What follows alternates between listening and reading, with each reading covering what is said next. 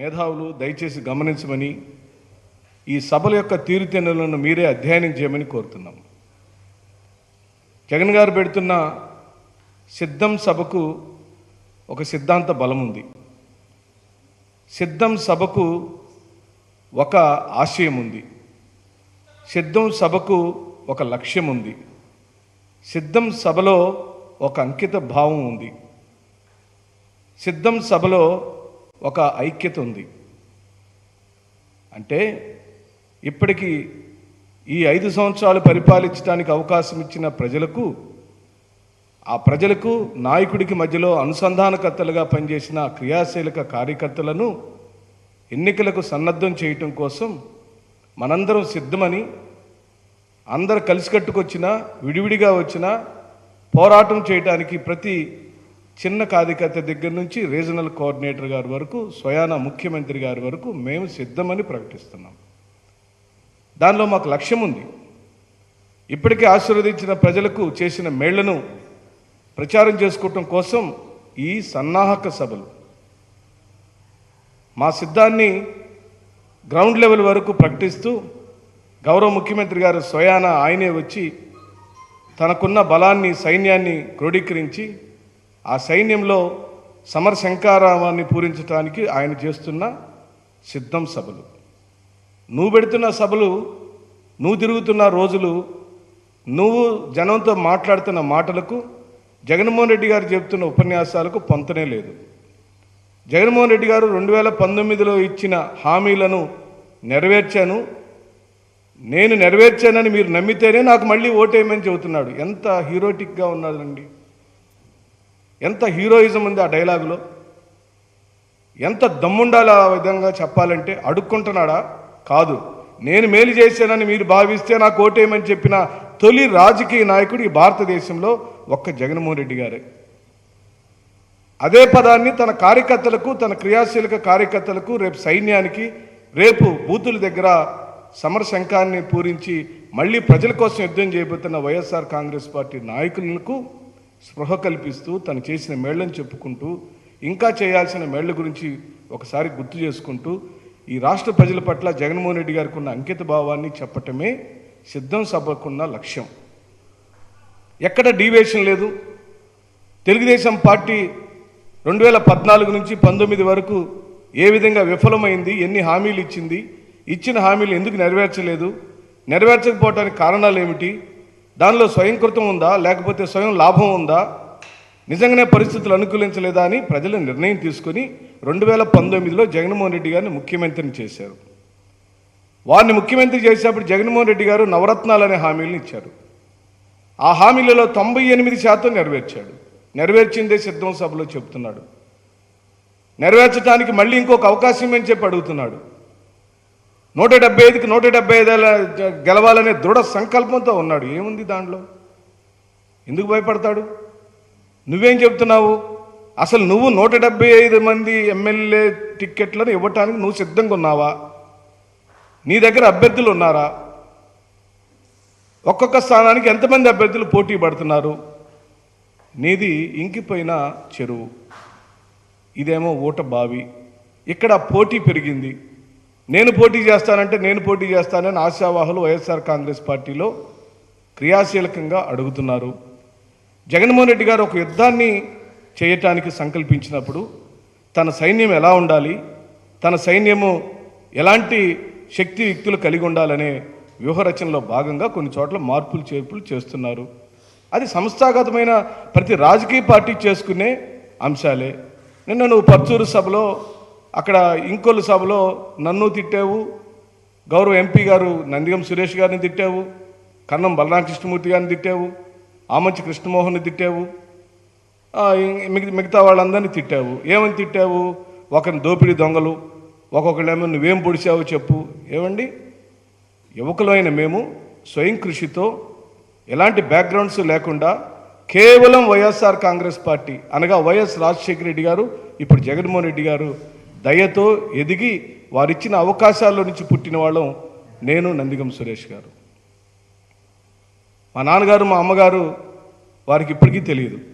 కేవలం మమ్మల్ని ఒక కార్యకర్తలుగా ఒక క్రియాశీలక కార్యకర్తలుగా, కష్టపడే మనస్తత్వం కలిగిన వాళ్ళుగా, దళిత జాతిలో పుట్టిన మాకు నాయకత్వం చేయగలిగే సమర్థత ఉందని వారు అనేకమైన రాజకీయ పదవులు ఇచ్చి పెంచి ఈ విధంగా ఎమ్మెల్యేలుగా ఎంపీలుగా తయారు చేశారు. మేము నీలాంటి అవకాశవాదులం కాదు చంద్రబాబు నాయుడు గారు. పిల్లనిచ్చిన మామను వెన్నుపోటు పొడిచిన చరిత్రలు మాకెవరికీ లేవు. నీది కాని పార్టీని సొంతం చేసుకున్న చరిత్రలు మాకేమీ లేదు. మేము ఎన్ఎస్ఐ కార్యకర్త నుంచి ఎమ్మెల్యే స్థాయికి ఎదగటానికి నాకు 34 సంవత్సరాలు పట్టింది. నీ కొడుకుకి నువ్వు ముఖ్యమంత్రిగా ఉన్నప్పుడే మంగళగిరిలో ఢమాలని ఓడిపోయాడు. ఆయన షార్ట్కట్లో ఎమ్మెల్సీని చేశావు. ఎమ్మెల్యే పోటీ చేస్తే ఓడిపోయాడు. అది నీ చరిత్ర. అంటే నీ సొంత నాయకత్వం నీ కుటుంబంలో పుట్టిన నాయకుడికే బలం లేదు. నీ కడుపును పుట్టినవాడికి బలం లేదు. నువ్వు దత్తత తీసుకున్నవాడికి బలం లేదు. ఆయన 2 చోట్ల ఓడిపోయాడు. కానీ ఏ బ్యాక్గ్రౌండ్ లేకుండా, కనీసం జగన్మోహన్ రెడ్డి గారికి మా తల్లిదండ్రుల పేర్లు కూడా తెలియకుండా మమ్మల్ని ఎంపీలుగా ఎమ్మెల్యేలుగా దళిత సామాజిక వర్గాల్లో నుంచి, బలహీన సామాజిక వర్గాల్లో నుంచి తీసుకొచ్చి ఈ రోజున చట్టసభల్లోకి ప్రాతినిధ్యం వహించే విధంగా చేసిన జగన్మోహన్ రెడ్డి గారు మమ్మల్ని ఈ రోజున సుధా ఒక్క స్టెప్ ఆగు అంటే ఆనందంగా ఆగటానికి మేము ఎదురు చూస్తాం. ఎందుకో తెలుసా? చంద్రబాబు నాయుడు గారు, నువ్వు తయారు చేసుకున్న జట్టులో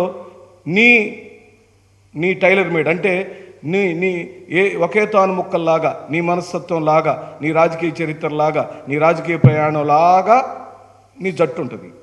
జగన్మోహన్ రెడ్డి గారు ఏంది? ఒక హీరోలాగా సోనియా గాంధీని ఎదిరించి సొంతగా పార్టీని పెట్టుకొని 150 మంది ఎమ్మెల్యేలు, ఈ రోజున 33 మంది ఎంపీలతో ఎదిగిన ఒక హీరోయిజమైన నాయకత్వం. ఆ నాయకత్వంలో నుంచి మేము కూడా మా స్థాయిలో మేము కూడా ఏ బ్యాక్గ్రౌండ్స్ లేకుండా గల్లీల్లో ప్రజల కోసం పోరాటాలు చేసి విద్యార్థి యువజన రాజకీయాల్లో ఎదిగి సంస్థాగతంగా ఎదిగి పైకి వచ్చిన మమ్మలను ఈ రోజున జీరోలని కామెంట్ చేస్తావు. మేము ఎలా జీరోలు అవుతాం? నువ్వు జీరో, నీ కొడుకు జీరో, నీ దత్తత తీసుకున్న నీ కొడుకు జీరో. మీ ముగ్గురు జీరోలు కలిసి ఈ రోజున జట్టు కట్టారు. ఏముంది మీ చరిత్ర చెప్పడానికి? నేను అడుగుతున్నాను. మీరు ఈ రోజున రమణాసుర వధకు సిద్ధమని జగన్మోహన్ రెడ్డి గారి మీద మీరు కామెంట్ చేశారు. నేనైతే ఈరోజు చెబుతున్నా, నారా వధ సిద్ధం జరగబోతుంది రేపు రాయలసీమలో. ఈరోజు రాయలసీమలో, ఉత్తరాంధ్రలో కానీ, ఉభయ గోదావరి మరియు కృష్ణా జిల్లాలో జరిగిన సభల్లో కానీ, ఇప్పుడు రాయలసీమ ప్రాంతంలో జరుగుతున్న సభల్లో కానీ ఎక్కడైనా ఎలాగైనా నువ్వు తప్పుపట్టడానికి కానీ, నీ కళ్ళతో చూడటానికి నువ్వు ఓర్చుకోలేక, ఒక్క అంశం లేక ఈ రోజున ప్రేలాపనలు పొందుతున్నావు. ఏదంటే అది మాట్లాడేస్తున్నావు. మా స్వయం కృషితో ఎదిగిన నాలాంటి యువకులను పట్టుకొని ఏదంటే అది విమర్శలు చేసేస్తున్నావు.